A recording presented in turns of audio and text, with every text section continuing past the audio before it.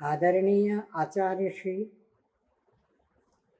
गुरुजनों, साधर्मी भाइयों और बहनों, आचार्य श्री एवं गुरुजनों के चरणों में नमोस्तु नमोस्तु नमोस्तु। साधर्मी भाइयों और बहनों, जय जिनेन्द्र। मूक माटी की अगली कड़ी हम शुरू करने जा रहे हैं। देखते हैं कहाँ तक पहुँचे थे। हमने देखा था कि कुंभकार का माटी माँ को कुचलते हुए, गीली करते हुए, रौंदते हुए उसका एक पाँव जो है वो चेतनहीन हो गया था, जड़ हो गया था।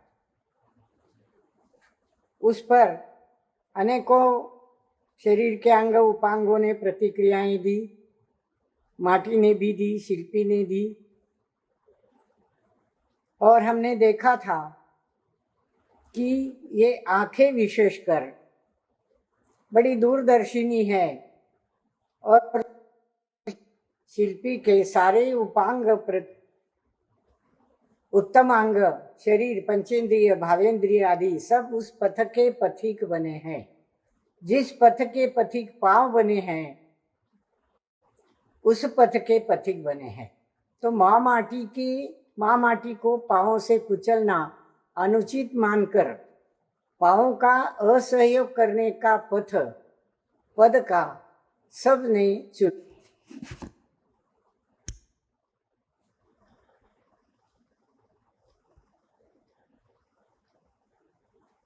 अब इसके आगे हम चल रहे हैं पृष्ठ क्रमांक 118 पर।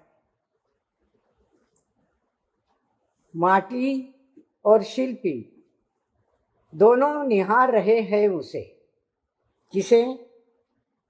उन पथों को जो पथ पथिक बने हैं पद के, दोनों निहार रहे हैं उसे। उनके बीच में मौन खड़ा है। मौन से कौन वो बड़ा है? मौन की मौनता को गुण कराता हो ऐसा कोई है भला कि मौन की मौनता को गौण करा दे? और मौन गुनगुनाने लगा है, उसे जो सुने वही बड़ा है मौन से। मौन को जो सुने वह उससे बड़ा है। क्या मौन को सुना जा सकता है? मौन तो वचनों से रहित होता है।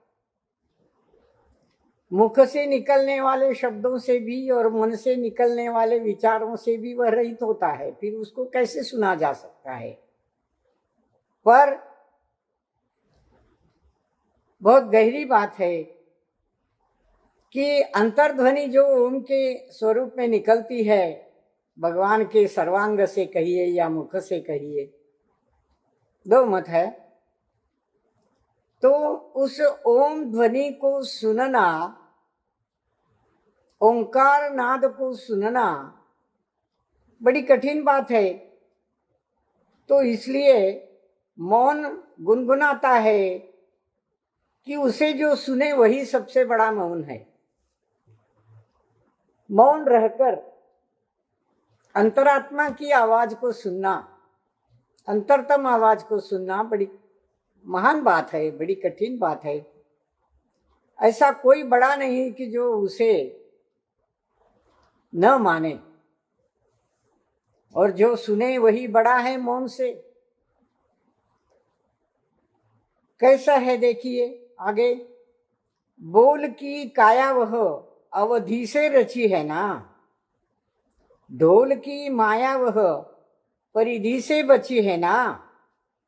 परंतु सुनो, आगे 119 पृष्ठ पर, परंतु सुनो, पोल की छाया को अवधि सीमा कहाँ, वह तो सबकी निधियों की निधि है। बोध की जायासी सदियों से शुचि है ना, शुचि है ना माटी की ओर से। मौन मुड़ता है पहले मोम के समान, मौन गलता पिघलता है और मुस्कान वाला मुख खुलता है उसका।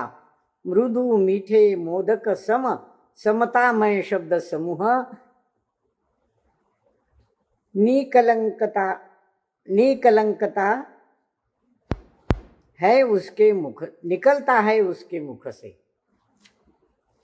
पढ़ने में थोड़ी आंखों की तकलीफ की वजह से गड़बड़ी कभी कभी हो जाती है। निकलता है उसके मुख से। अब ये मौन बीच में खड़ा हो गया है शिल्पी के और माटी के, और ऐसे मौन को जो सुने वो बड़ा है। क्या कहता है मौन? बोल की छाया है वह, कैसा है मौन? बोल की छाया है, काया है वह, अवधि से रची है ना, अवधि से, बहुत काल से, जन्मा जब से। अवधि शब्द के यहाँ दो अर्थ लिए जा सकते हैं। एक तो बहुत काल बीते हुए जब से यह मौन रचा हुआ है, यह बोल की काया है, और अवधि से रची है ना। अवधि उस अंतराल को भी कहते हैं, और मति ध्यान, श्रुत ध्यान, मनपर्य, अवधि मनपर्य वगैरह, ये ज्ञान में भी अवधि शब्द आता है। तो ये अवधि शब्द, ये अवधि से रचा हुआ है मौन। यहाँ काल और अंतराल का अर्थ अधिक मुझे ठीक लगा कि ऐसा मौन जो जन्म जन्म से इस शरीर के साथ जुड़ा है, वह क्या है? ढोल की माया है, काया की छाया है, बोल की काया है और ढोल की माया है। ढोल क्या होता है? ढोल जब बजता है ना, तो उसके ऊपर जो चमड़ी होती है उसको बजाने से आवाज निकलती है। अंदर तो क्या होता है? वो पोला होता है। तो ढोल की माया है वो आवाज जो है वह ढोल के समान है। ये शरीर जो है यह एक ढोल के समान है। उसकी वचन यंत्रणा भी उस ढोल से निकलने वाली आवाज है, और उसकी जो परिधि है, सीमा है, मर्यादा है, जैसी वर्तुल की होती है, उससे वो बचकर निकल जाती है। जैसे ढोल की आवाज ढोल की परिधि से बचकर बाहर निकल जाती है, दूर तक पहुंचती है, वैसे यह मौन की आवाज भी दूर तक पहुंच जाती है। और क्या है वह? कैसी है वह? पोल की छाया की अवधि सीमा कहाँ? जो पोल है जिसमें कुछ नहीं, केवल आकाश मात्र है, उसकी कोई अवधि है भी भला? कोई सीमा है, अंतराल है कोई उसमें? कहाँ तक फैला है ये आकाश? तो उसकी कोई सीमा नहीं है। वह सब निधियों की निधि है। यह पोल की छाया, पोल की अवधि, पोल की सीमा,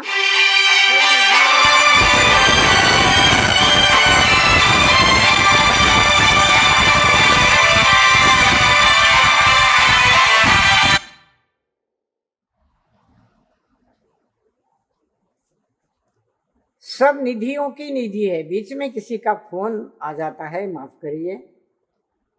अगर आपको सुनाई नहीं देता हो तो कृपया सूचना दीजिए, लिखिए। क्या सुनाई दे रहा है जिसका फोन है?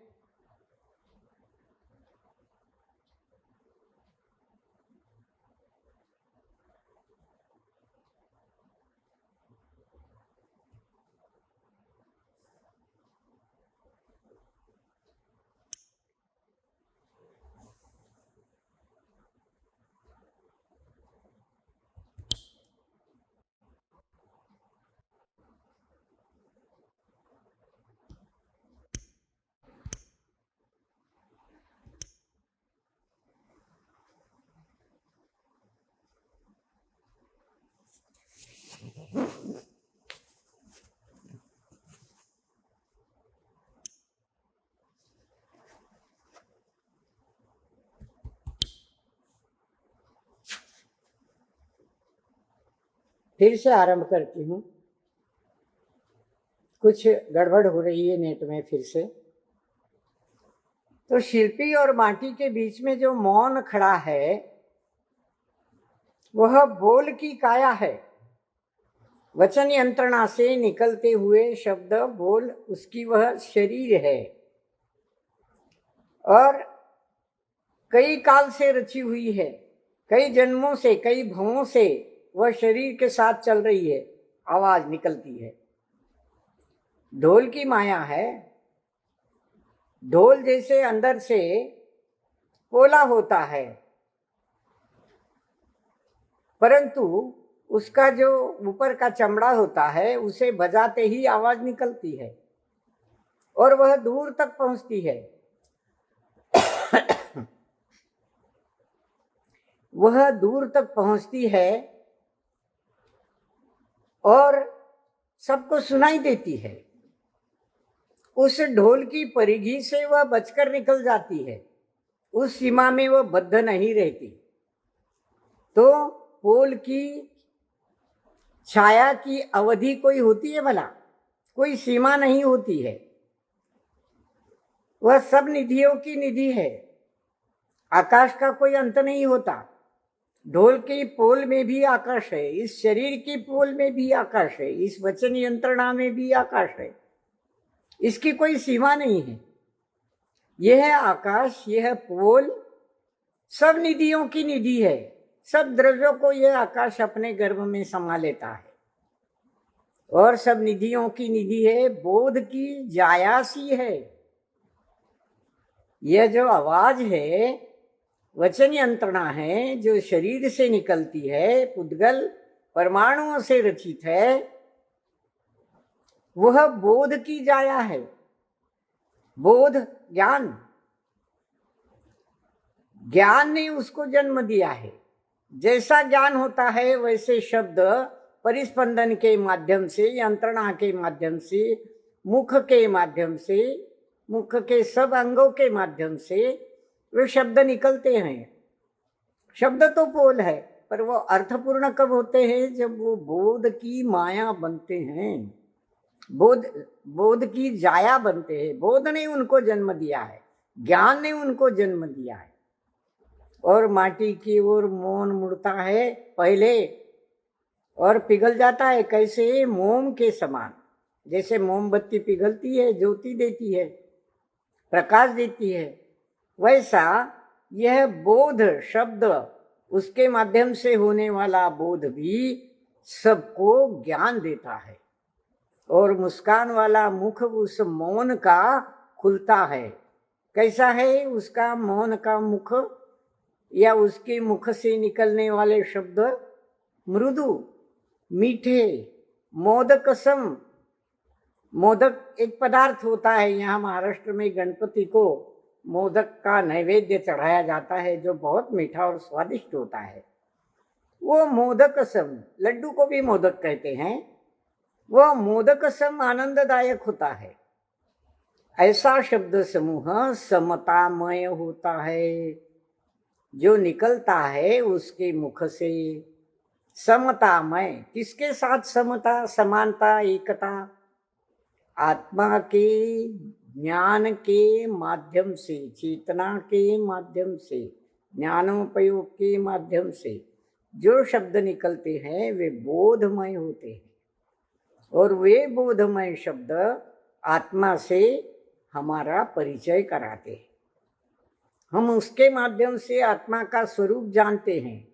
समतामय होते हैं वे शब्द। ये समता आत्मा के साथ समता होती है और ऐसे शब्द उसके मुख से निकलते हैं। किसके मुख से? मौन के मुख से। वो कहता है, मौन कहता है, क्या शब्द निकलते हैं वो आगे बताया है।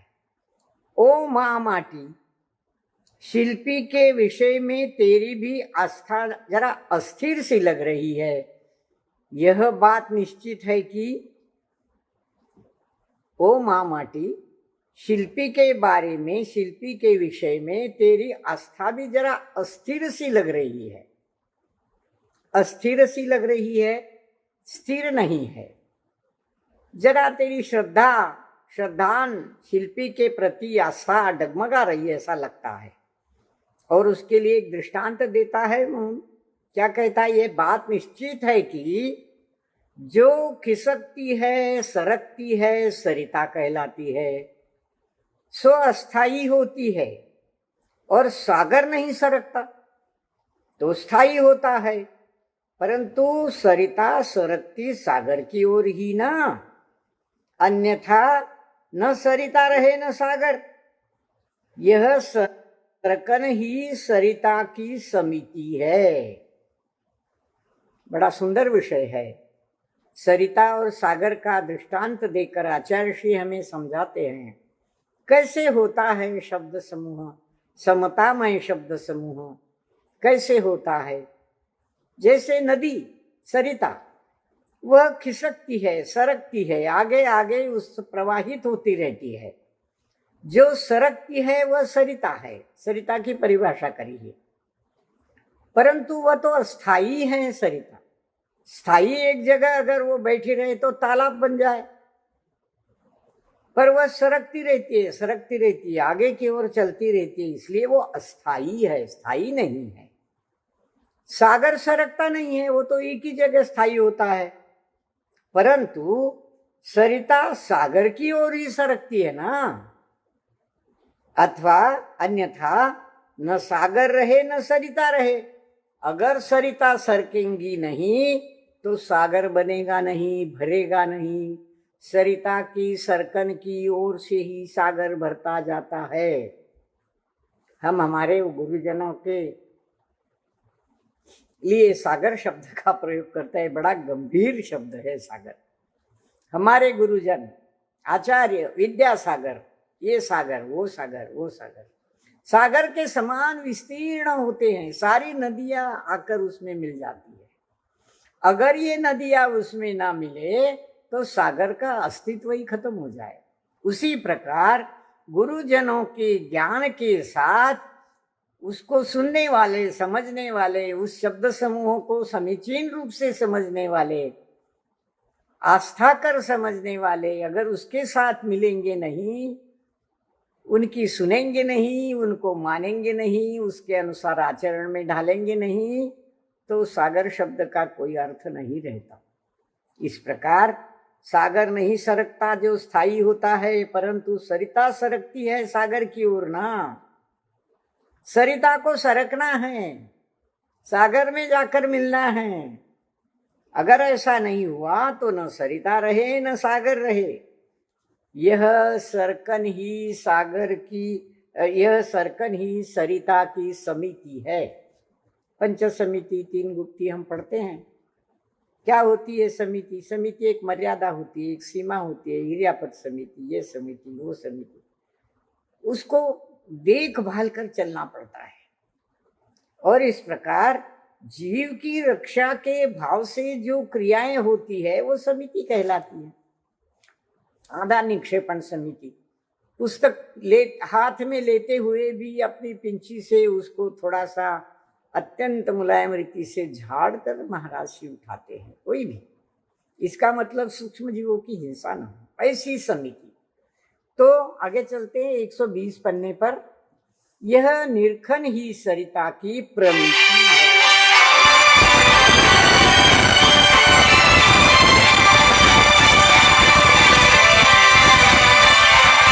प्रमिति है, निरखन ही समिता की प्रमिति है। बस यही तो आस्था कहलाती है। जब तक उसे चरण नहीं मिलते चलने को, और आस्था के बिना आचरण में आनंद आता नहीं, आ सकता नहीं, फिर आस्था वाली सक्रियता ही निष्ठा कहलाती है। यह बात भी ज्ञात रहे। हे माँ माटी मौन उसे कहता है कि आप इसको समझो, समझ लो। वह सरिता जो सरकती है उसका सरकना, उस सरकता को, सरकने की क्रिया को निरखना, वही सरिता की प्रमिति है। प्रमिति क्या होती है? जो ज्ञान परीक्षा करके स्वीकार किया गया होता है वो प्रमिति है। जो ज्ञान स्वीकार करके परीक्षा करके स्वीकारा जाता है वह प्रमिति है। तो इस प्रकार यह प्रमिति है, यही तो आस्था है, यही तो आस्था है। जब तक उसे चरण नहीं मिलते चलने को, आस्था के बिना आचरण में आनंद नहीं आता, आ सकता नहीं। जब तक कोई श्रद्धा न करे, आस्था न करे, विश्वास न करे, उसके बगैर आस्था के बिना वह आचरण में ढलता नहीं। शिष्यों के श्रद्धान गुरुओं के शब्दों में, उनके ज्ञान में, उनके प्रवचन में होना चाहिए। और ऐसा श्रद्धा नहीं होता तो वह बिना आचरण कैसे, वह बिना श्रद्धा के, बिना आस्था के वह आचरण में कैसे ढलेगा। पर वह आस्था भी वह निरीक्षण है, परीक्षा प्रधान ही है, तब तो वह आस्था कहलाती है। बिना परीक्षा प्रधानता के कोई आस्था अगर केवल ऊपर के दिखावे के रूप में करे तो वह आस्था नहीं होती। उसे वह चरण नहीं मिलते चलने को, आचरण नहीं होता उसका। और बिना आस्था, बिना आचरण के उसके जीवन में आनंद भी नहीं आता।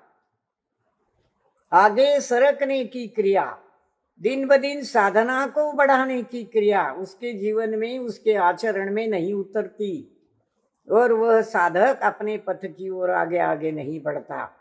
उसके जीवन में आगे बढ़ने का, सरकन का, निरखने का, ज्ञान के बोध का, आस्था रूप समिति का जो उसे मिलना चाहिए, चरण मिलना चाहिए, वैसे चरण मिलना चाहिए। सच्चे देव शास्त्र गुरु के चरण अगर मिलेंगे तो वे आचरण में झलकेंगे। और यह आस्था वाली सक्रियता निष्ठा कहलाती है। श्रद्धान के अनेक अर्थ के बड़े सुंदर सुंदर पहलू है, आयाम है। आस्था, श्रद्धान, निष्ठा, विश्वास सब एक ही शब्द के भिन्न भिन्न कोणों को, आयामों को दिखाते हैं। ऐसी आस्था निष्ठा कब बनती है, श्रद्धा कब बनती है, ऐसे ही श्रद्धा ही निष्ठा कहलाती है। वह निष्ठा जो ढलती नहीं, फिर एक बार जम गई तो जम गई। परीक्षा करने के बाद उस गुरु के शब्द हमारी साधकता के मार्ग में, साधना के मार्ग में जब सबसे ऐसा लगता है कि अब यही हमें अपने मार्ग से आगे पहुंचाएंगे, तब वह निष्ठा में बदल जाती है। ऐसा अस्थिरता उसकी, और वह स्थिर हो जाता है श्रद्धान में, और वही स्थिरता आचरण में ढलती है, वही निष्ठा कहलाती है। यही बात ध्यान में रहे। माँ माटी, ये मौन उसको सिखा रहा है। माँ माटी बड़ी मजेदार बात है। निगूढ़ निष्ठा से निकली निशिगंधा की निरी महकसी, भीतरी वातावरण को सुरभित करती जो, वही निष्ठा की फलवती प्रतिष्ठा प्राण प्रतिष्ठा कहलाती है। जन जन भविजन के मन को वह सहलाती है, सुहाती है। ऐसे गुरुओं के पीछे लाखों लोग उनके दो शब्द सुनने के लिए तरसते हैं। लाखों की भीड़ में दूर दूर से जाते हैं उनके दर्शन को, उनके शब्द सुनने को। तो वह निगूढ़ निष्ठा से निकली आस्था जो गूढ़ नहीं है, गूढ़ नहीं है, निरावरण है। एक प्रकार से वह मूर्त हो जाती है आस्था। और ऐसी आस्था कैसी होती है? एक सुंदर महक होती है। कैसी महक? निशिगंधा की निरी महक। निशिगंधा, रजनीगंधा, जो रात को फूल खिलते हैं, सुंदर सुवासिक होते हैं, ऐसे सुवासिक फूल, निशिगंधा के फूल जैसी वह निष्ठा एक नीरी महक, एक कोरी महक फैलाते रहते हैं। और कैसी महक फैलाते हैं जीवन में? भीतर भी और बाहर भी। साधक के मन में अंतरतम तक वह निशिगंधा की महक जो निष्ठा के समान निर्माण होती है, वह अंदर भी फैलती है, फिर उसकी निष्ठा कभी डलती नहीं। वह निष्ठा एक ऐसी महक है जो भीतर तक, अंदर तक उतर जाती है। बाहर तो नाक को वो सुरभित करती रहती है, सुगंधित करती रहती है, पर भीतर का जगत भी वह सुरभित कर देती है। सुरभित करती जो, वही निष्ठा की फलवती, निष्ठा की फलवती, फल देने वाली निष्ठा। कैसा फल देने वाली निष्ठा? प्राण प्रतिष्ठा वह कहलाती है प्रतिष्ठा। निष्ठा की वह अंतर्बाह्य प्रतिष्ठा अगर साधक में उतर जाए, उसके आचरण में बाहर ही उतर जाए और अंदर विचारों में, ज्ञान में समयोचित, समुचित इस प्रकार की निष्ठा निर्माण हो जाए, तो वह निष्ठा प्राण प्रतिष्ठा के समान प्रतिष्ठित हो जाती है।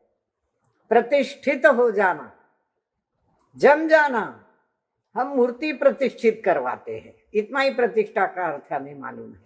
वो प्राण प्रतिष्ठा कर देते हैं, पंच कल्याण कराते। अरे भाई, यहाँ तो आस्था का पंच कल्याण ही हो रहा है, इस जीव का कल्याण हो रहा है सब तरफ से।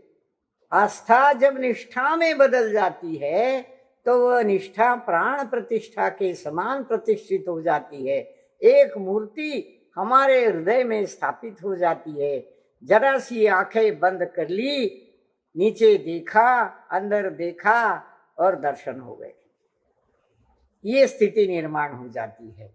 तो यह प्रतिष्ठा तब प्राण प्रतिष्ठा कहलाती है। और ऐसी प्रतिष्ठा, निष्ठा की प्रतिष्ठा, श्रद्धान की, आस्था की प्रतिष्ठा जन जन भविजन के मन को सहलाती है, सुहाती है, सुखाती है।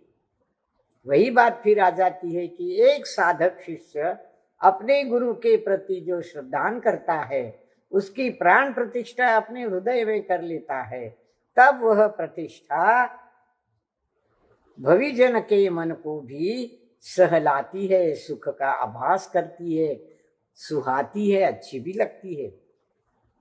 धीरे धीरे इस प्रतिष्ठा का पात्र फैलाव पाता जाता है। प्रतिष्ठा का निर्माण तो हो गया, अब आगे क्या होता है उस प्रतिष्ठा का? धीरे धीरे प्रतिष्ठा का पात्र फैलाव पाता है पराकाष्ठा की ओर। जब प्रतिष्ठा बहती बहती स्थिर हो जाती है जहां, वही तो समीचीन संस्था कहलाती है। यूं क्रम क्रम से क्रम बढ़ाती हुई वही सही आस्था ही वह निष्ठा प्रतिष्ठाओं में से होती हुई सच्चिदानंद संस्था की सदा सदा के लिए क्रय विक्रय से मुक्त अव्यय अवस्था पाती है। माँ अव्यय अवस्था पाती है। माँ माटी, माँ मौन उसको सिखा रहा है। माँ माटी, क्या कह रहा है मौन? इतना सुंदर अर्थ भरा है इन पंक्तियों में। एक एक पंक्ति पर जितना कुछ कहूं कम ही लगता है, ऐसा लगता है बहुत संक्षेप में बात कर रही हूं।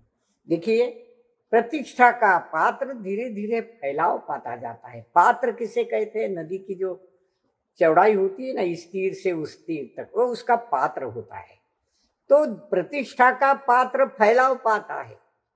अब ये पात्र किसको कहते हैं? जो अतिथि होता है, गुरु होता है, मुनि आचार्य होता है, उसे भी पात्र कहते हैं। प्रतिष्ठा का पात्र नदी के पात्र के समान फैलाव पाता है, चौड़ा चौड़ा हो जाता है। जैसे नदी जब उतरती है पर्वतों की ऊंचाई से, शिखर से, चूल से, तब उसका पात्र बहुत छोटा होता है और वह सरकती सरकती सरकती सागर तक जब पहुंचती है तो उसका पात्र बहुत फैलाव पाता है, चौड़ा बन जाता है, एक सागर के समान। जब वह सागर में डूबती है तो उसका पात्र आप देखिए कितना बड़ा हो जाता है, फैलाव पाता है पराकाष्ठा की ओर। इतना फैलाव हो जाता है जैसे फैलाव की पराकाष्ठा हो गई। प्रतिष्ठा बहती बहती स्थिर हो जाती है वहां। प्रतिष्ठा बहती बहती स्थिर हो जाती है वहां। वही तो समीचीन संस्था कहलाती है। जो प्रतिष्ठा स्थिर हो जाती है, बहती बहती नदी के समान एक चौड़े पात्र में, फैलाव में जब वह फैल जाती है तो इतनी फैलती है कि वह एक स्थिर होकर समीचीन संस्था के समान बन जाती है। एक गुरु का गण संघ ऐसा हो जाता है कि सब शिष्यों के हृदय में वे गुरु वे आचार्य एक संस्था के समान प्रतिष्ठित हो जाते हैं। संस्था जो स्थिर हो गई है वह संस्था तो वह गुरु के चरणों में स्थिर हो जाते हैं।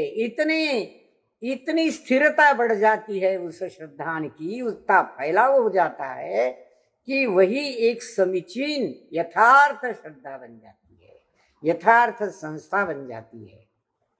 क्रम क्रम से बढ़ने वाली, सरकने वाली नदी की कहानी चल रही है, ये उसका दृष्टांत चल रहा है। इस दृष्टांत को देखिए, यूं क्रम क्रम से क्रम बढ़ाती हुई सही आस्था ही वह निष्ठा प्रतिष्ठाओं में से होती हुई सच्चिदानंद संस्था की ओर सदा सदा के लिए क्रय विक्रय से मुक्त अव्यय अवस्था पाती है। वहां बड़ी सुंदर शब्दों में आचार्य श्री ने इस विषय को हमारे सामने रखा है। वह जो आस्था है, निष्ठा हुई, प्रतिष्ठा हुई, फिर एक सच्चिदानंद संस्था बन गई। सतचित आनंद, सतचित आनंद, सच्चिदानंद। ये सत क्या है? सत्ता शाश्वत होती है बेटा, माँ ने कहा था ना, धरती माँ ने। ये शाश्वत सत्ता हमारे आत्मा की सत्ता, हमारी चेतना की सत्ता है। ये सत है, शाश्वत है, शुद्ध है। ये चित्त है, चेतना, चित्त। चेतना को भी कहा जाता है चित्त, मन को भी कहा जाता है व्यवहार से, पर चेतना ही चित्त है। यह चित्त आनंद का निर्माण करने वाला है, क्योंकि उसे आत्मा से मिलन हो जाता है, आत्मा की ओर उसका ढलाव हो जाता है, वह ढलता है, आत्मा में समा जाता है सदा सदा के लिए।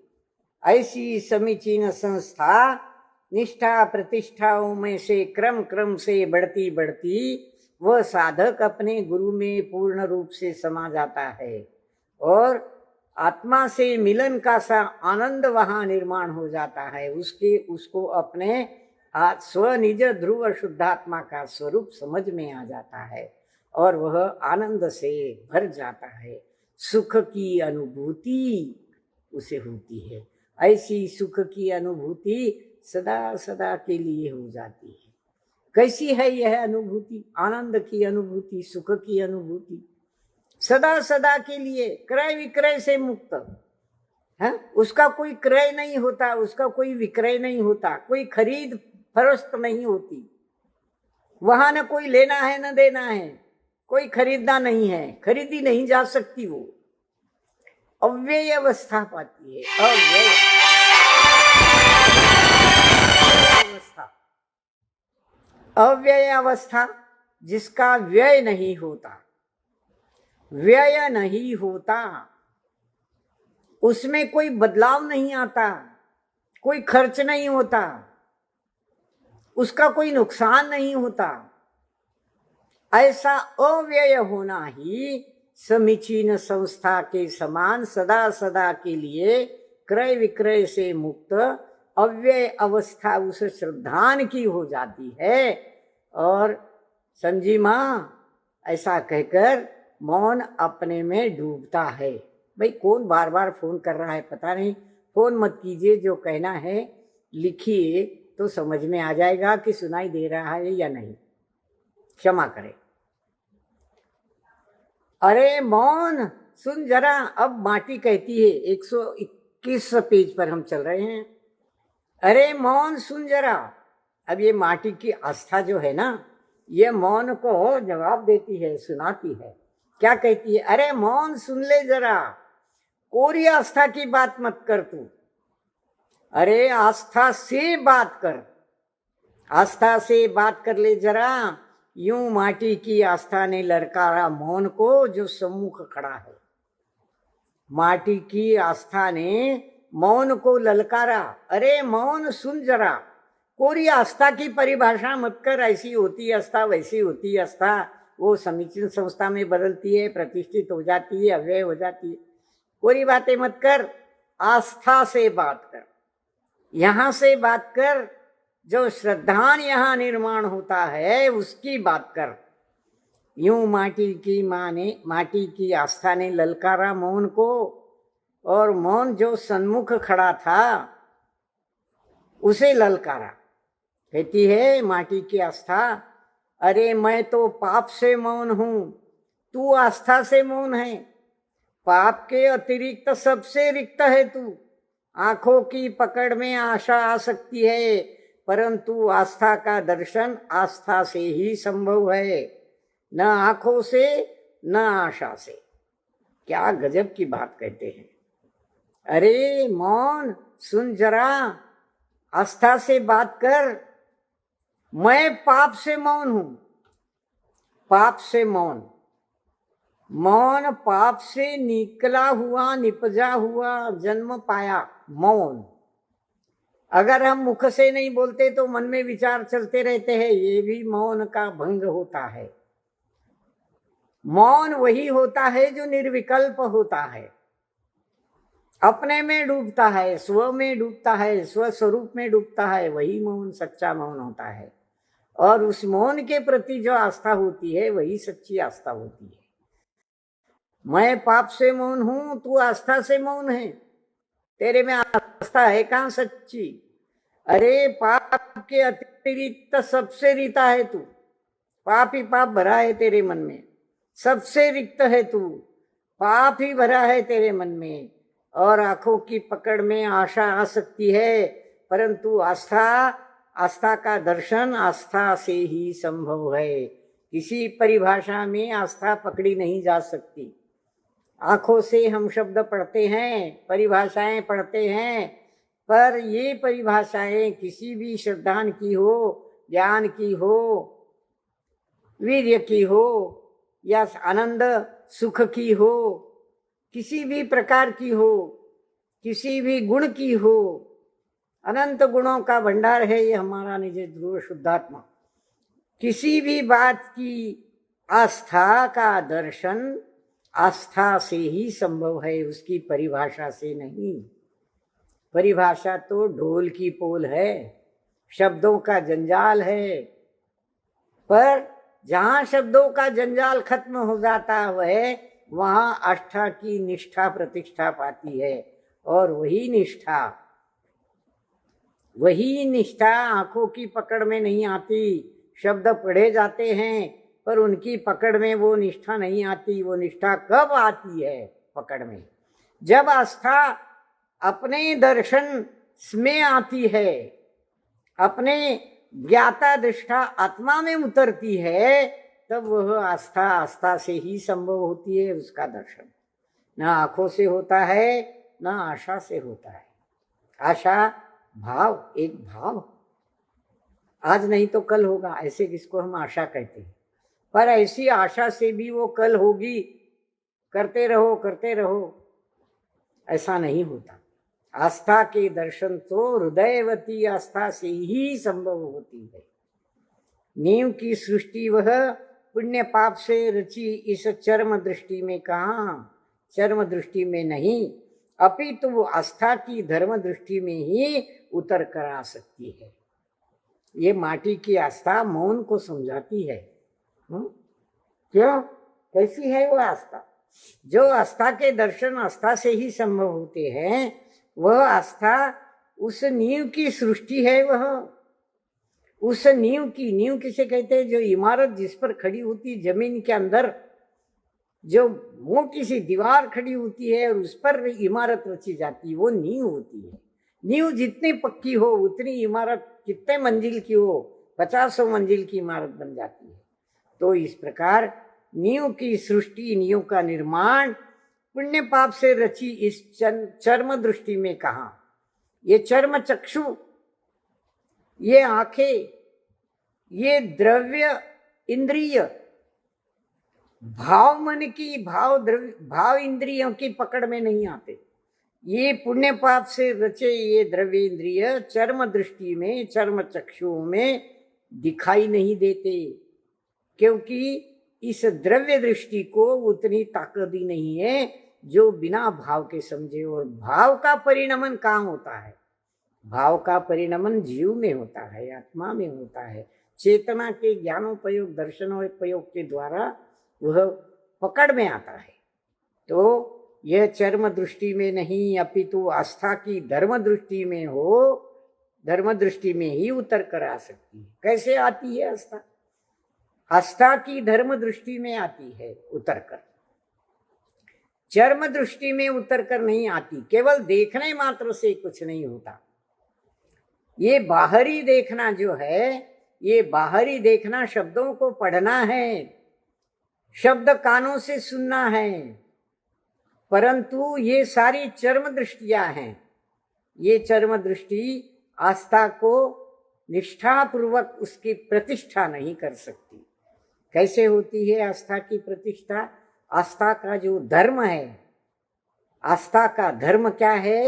आस्था का धर्म वही है जो हृदय में अपने मन के द्वारा, अपने अंदर तम तक, अपने आत्मा के समीचीन यथार्थ स्वरूप तक पहुंचाती है, वही आस्था सही आस्था होती है, वही धर्म दृष्टि है। आस्था एक धर्म दृष्टि है। कौन सा धर्म? जैन धर्म या दूसरा कोई धर्म? धर्म वस्तु का स्वभाव होता है। हमारी आत्मा भी एक वस्तु है, उसका धर्म है, समीचीन धर्म है कि उस पर ऐसा श्रद्धान करो, उसके धर्म पर दृष्टि करो, उस वस्तु के स्वरूप के धर्म पर दृष्टि करो। उसका स्वरूप क्या है? वस्तु का स्वरूप ही उसका धर्म है, आत्मा का स्वरूप ही उस आत्मा का धर्म है। उस आत्मा में श्रद्धान करना हो तो उस पर ऐसी दृष्टि जमाओ जो चर्म चक्षुओं को नहीं दिखती। आस्था की धर्म दृष्टि में ही वो उतर कर आ सकती है। ऐसी आस्था, बाहर आई आस्था माटी की, वह गहरी मती में लौटती हुई मुड़कर मौन को निहारती सी, थोड़ी लाल भी हो आई है उसकी आंखें। आस्था की आंखें कुछ लाल हो गई है, थोड़ा सा क्रोध आ गया है उनमें। बाहर आई आस्था की माटी, आस्था माटी की आस्था बाहर निकल कर आई है, बोल रही है, कह रही है, मौन को सिखा रही है। उल्टा अपनी गहरी मति में फिर से लौट जाती है। वो अपनी गहरी मति में, अपने गहराई, ज्ञान की गहराई में लौट जाती है और मुड़कर मौन को भी देखती है, और मौन को देखती है और उसकी आंखें कुछ लाल सी हो गई है, कुछ छोटा सा क्रोध भी उसको हो गया है। और क्यों ऐसी आंखें लाल हो गई है उसकी? मौन कुछ भी बकता है। आस्था की परिभाषा करने चला था, समझता वमझता तो कुछ नहीं। अरे आस्था कैसे निर्माण होती है? आस्था के धर्म से ही निर्माण, उसका स्वभाव वो अंदर होता है। उसका श्रद्धान ऐसा करो कि तुमको बिना ये चर्म चक्षु को भी सब दिखने लग जाए, उसका स्वरूप दिखने लग जाए। ध्यानावस्था में जब साधक होता है तो सारे विकल्प बंद करके अंदर उतर जाता है, अपने स्वस्वरूप को पर्याय की सीढ़ी पर खड़ा होकर देखता है। तब यह आस्था उसकी, उसमें श्रद्धान की स्थिति, निष्ठापूर्वक श्रद्धान की स्थिति निर्माण हो जाती है। तो मौन को डराती हुई तुरंत, आगे चलते 122 पेज पर, मौन को डराती हुई तुरंत उसकी लाल आंखों पर शिल्पी की नीली आंखें नीलिमा छिड़कती पल भर। माटी की आंखें कुछ लाल हो गई है, माटी के आस्था की आंखें, कुछ थोड़ा सा क्रोध उसमें उभर आया है। माटी का रंग लाल होता है, इसलिए ये दृष्टांत दिया है। पर शिल्पी की नीली आंखें, उस पर नीलिमा छिड़कती है। उस पर नीलिमा, कौन सी नीलिमा? एक प्यार भरी दृष्टि। जब अपने बच्चों को या अपने परिवारजनों को, किसी को भी थोड़ा सा क्रोध उनके चेहरे पर झलकता है, उनकी आंखों में झलकता है, तो जैसे माँ उसको केवल प्यार की भरी निगाह से एक ऐसा समझा देती है, नहीं, क्रोध नहीं करना। ऐसी नीलिमा छिड़कती है शिल्पी की आंखें उस पर, और नीलिमा छिड़कती हुई पल भर शिल्पी के 122 पेज पर हम चल रहे हैं।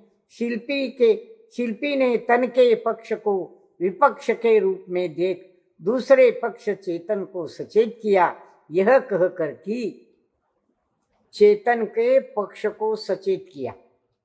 शिल्पी ने तन के पक्ष को विपक्ष में डाल दिया, छोड़ दिया उसको। आंखों की बात चल रही थी ना, देखने की। नीलिमा छिड़की उसके लाल रंग, उसके क्रोध की आंखों पर, शांत किया उसको और उसको विपक्ष में डाल दिया, छोड़ दिया उसको। और उसका जो दूसरा पक्ष है, आंखों का जो दूसरा पक्ष है, तन के पक्ष को छोड़ दिया, इस शरीर की आंखों की बात छोड़ दी, और उसके विपक्ष में दूसरा उसका अंग चेतन, चेतन को पकड़ा, उसको सचेत किया। क्या कहा चेतन को शिल्पी की आंखों ने? शिल्पी चेतन को कहता है, ये चेतन की बात यहां चली है। अभी अभी मुनिश्री प्रमाण सागर जी ने एक प्रश्न के उत्तर में चेतन और मन का संबंध क्या होता है, अवचेतन क्या होता है, आत्मा क्या होती है, इनका संबंध संक्षेप में बड़े सुंदर शब्दों में समझाया, सुंदर शब्दों में समझाया था। और वही बात अब यहाँ आप सुनेंगे। शिल्पी कहता है, चेतन को सचेत करता है, तन मन वचन ये बार बार तो बहुत बार मिले हैं, और प्राप्त स्थिति पूरी कर तरलदार हो पिघले हैं। मोह मुड़ता वश इन्हें हम गले लगाएं, परंतु खेद है पुरुष के साथ रहकर भी पुरुष का साथ नहीं देते ये। तन मन वचन बहुत बार मिले हैं, हर जन्म में मिले हैं, चारों गतियों में भ्रमण करते हुए बार बार हम संसार में जन्म मरण करते हैं। कभी नारकी बने, कभी तिर्यंच बने, कभी मनुष्य बने, कभी देव बने। इन सब अवस्थाओं में हमें शरीर मिलता है, बहुत बार मिलता है, तन मिलता है, मन मिलता है, वचन भी मिलते हैं, विशेषता मनुष्य योनि में। और प्राप्त स्थिति, आयु की प्राप्त स्थिति पूरी कर ये तन मन वचन सारे पिघल जाते हैं, नष्ट हो जाते हैं, खत्म हो जाते हैं, तरलदार हो पिघले हैं।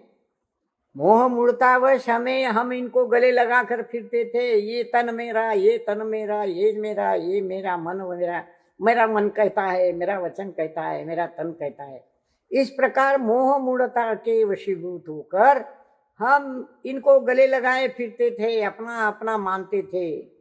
परंतु खेद है, पुरुष के साथ रहकर भी, इस शरीर में आत्मा का निवास है, पुरुष आत्मा इस शरीर में आत्मा का निवास है, उसके साथ ये शरीर रहता है। शरीर के साथ आत्मा रहती है, आत्मा के साथ शरीर रहता है। इस शरीर के साथ आत्मा रहती है, इस पुरुष के साथ रहकर भी ये शरीर पुरुष का कभी साथ नहीं देता है, उसको छोड़कर निकल जाता है। यह पुद्गल शरीर आत्मा का कभी साथ नहीं देता, उसके साथ नहीं जाता कभी। जब आत्मा उसे छोड़कर निकल जाती है तो जल्दी जलाओ, जल्दी हो जाती है। पुरुष के साथ रहकर भी मोह मूढ़तावश ये मन वचन काय का शरीर उसका साथ नहीं देता, उस आत्मा का साथ नहीं देता। और क्या करता है? निकल जाता है, उसके साथ रहकर भी उसका साथ नहीं देते हुए निकल जाता है। प्रकृति ने पुरुष को आज तक कुछ भी नहीं दिया। ये जो प्रकृति है, शरीर की प्रकृति, पुद्गल की प्रकृति, क्या दिया उसने पुरुष को? आत्मा को क्या दिया? कुछ नहीं दिया। वो दे ही नहीं सकता। वो क्या देगा? क्योंकि लेने वाला उससे कुछ लेता ही नहीं है, किसी से कुछ नहीं लेता। ये बात है। प्रकृति ने, सृष्टि ने जहां बार बार मनुष्य को, बार बार इस शरीर को जन्म दिया है, इस सृष्टि के क्रम में ये जन्म बार बार मिला है, ये संसार, ये सृष्टि, क्या इसने इस आत्मा को कुछ दिया है? कुछ भी नहीं दिया। न आत्मा ने इससे कुछ लिया है। यदि दिया भी है तो रस का भाग नहीं दिया, धोखा दिया है। रस का भाग नहीं दिया। कौन से रस का? आम का रस, गर्मी के दिन है, आम के रस की याद आ जाती। हाँ, तो वो रस नहीं दिया। कौन सा रस? आत्मा के आनंद का रस, सुख का रस, वेदन, सुख का वेदन, आनंद का वेदन, जो आत्मा के साथ रहकर उसका स्वरूप देखकर मिलता है, वह रस इस सृष्टि ने, इस प्रकृति ने, इस पुद्गल परिणामों ने कभी नहीं दिया। उसने कभी आत्मा का साथ दिया ही नहीं, रस भाग नहीं दिया। फिर क्या दिया? धोखा दिया, छोड़कर निकल गया उससे। हाँ, कोरा धोखा दिया है। बड़ा धोखेबाज है ये शरीर। ये शरीर धोखेबाज है, छोड़कर निकल जाता है, कुछ देता रहता कुछ नहीं। बस समय खत्म हुआ, आयु पूरी हुई, अपनी स्थिति पूरी हुई कि निकल गया। धोखा दिया, कोरा धोखा दिया। धोखा ही सही, यूं बार बार कह उसे भी पुरुष ने आंखों के जल से धोखा दिया, धो दिया, खा दिया। और आज भी 123 पन्ने पर देखिए, पामर पुरुष मौका देख रहा है कुछ अपूर्व पाने का प्रकृति से। ये पामर पुरुष आज भी राह देख रहा है कि प्रकृति से कुछ मिलेगा। इसने तो धोखा दिया, बड़ी धोखेबाज है ये प्रकृति, ये शरीर की प्रकृति, ये पुद्गल वस्तु की प्रकृति। बार बार कहा उसे। किसने बार बार कहा? धोखा दिया, धोखा दिया, तू धोखेबाज है, तू धोखेबाज है, बार बार कहा। पर हम मोह ममतावश उसे अपना समझते रहे आज तक। यूं बार बार कह उसे भी पुरुष ने आंखों के जल से उसको धो डाला, उसको खा डाला। धो डाला, खा दिया। किसको धो दिया?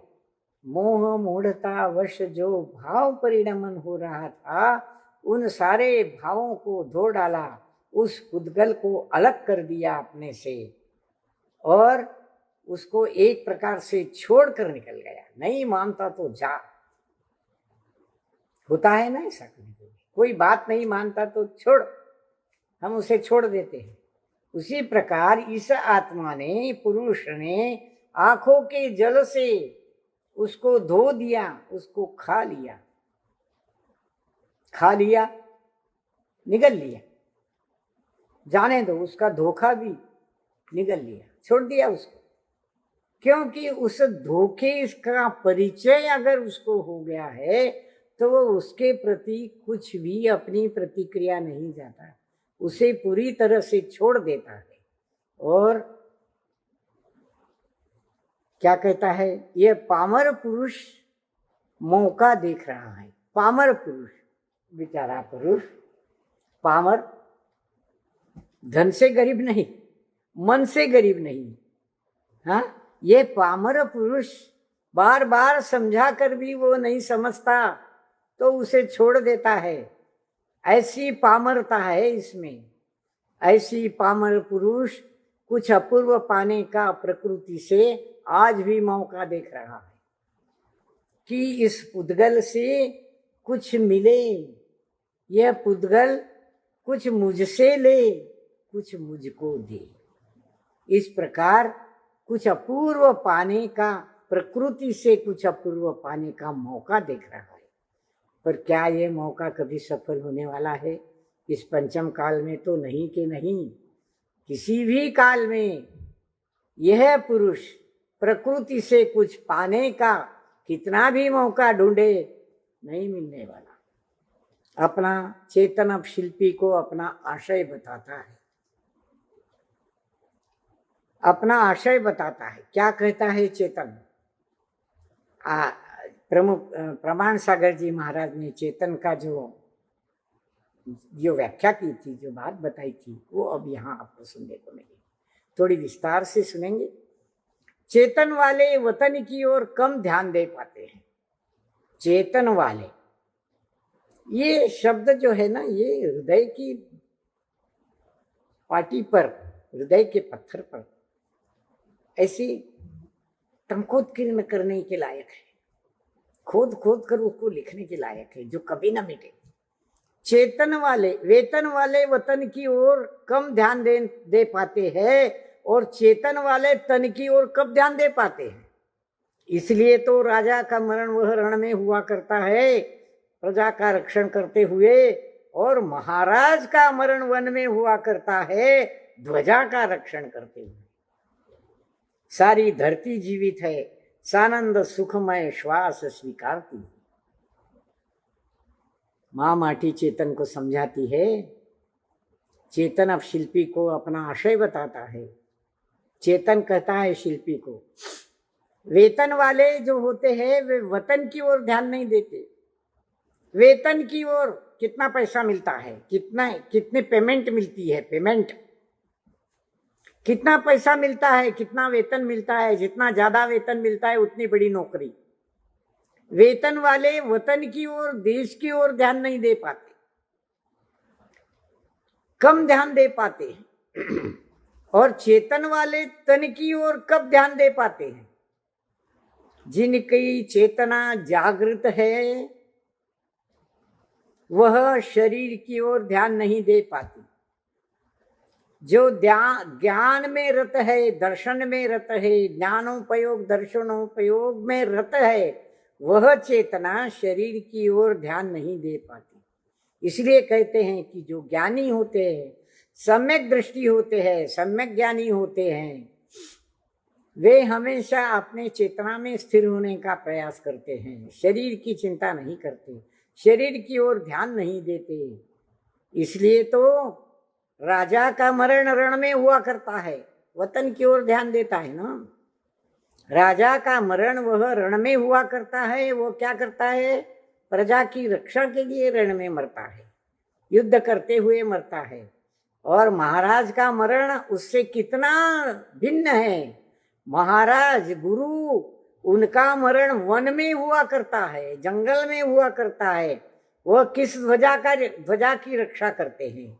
वह धर्म ध्वजा की रक्षा करते हैं। धर्म ध्वजा की रक्षण करते हुए, जिस ध्वजा की छांव में आज सारी धरती जीवित है, सारी प्रकृति जीवित है, सानंद सुखमय श्वास को वह स्वीकार रही है, ऐसी यह धरती, यह प्रकृति, यह सृष्टि, शरीर से लेकर सब कुछ, यह धरती आज जीवित है, धर्म के बल पर जीवित है, और पंचम काल के अंत तक वह जीवित रहेगी। एक क्यों न बचे, उस एक धर्म को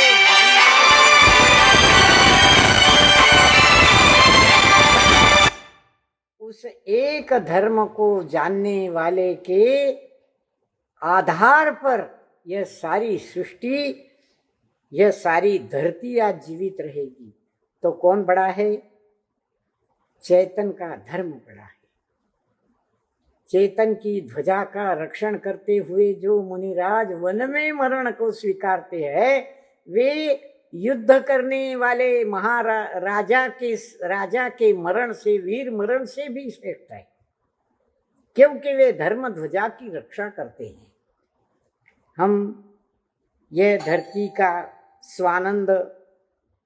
सानंद सुखमय श्वास स्वीकारती हुई धरती को अगर धर्म की दृष्टि से देखे तो धर्म उसका प्राण है, ऐसा कह सकते हैं।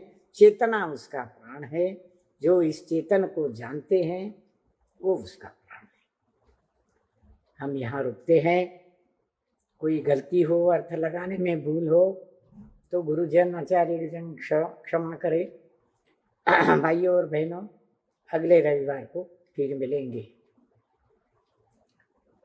विराम लेने से पहले जावाणी के ज्ञान से सूझे काले, सुवाणी मस्तक न सदा दे। गुरुओं के चरणों में नमोस्तु। साधर्मी भाई बहनों, जय जिनेन्द्र।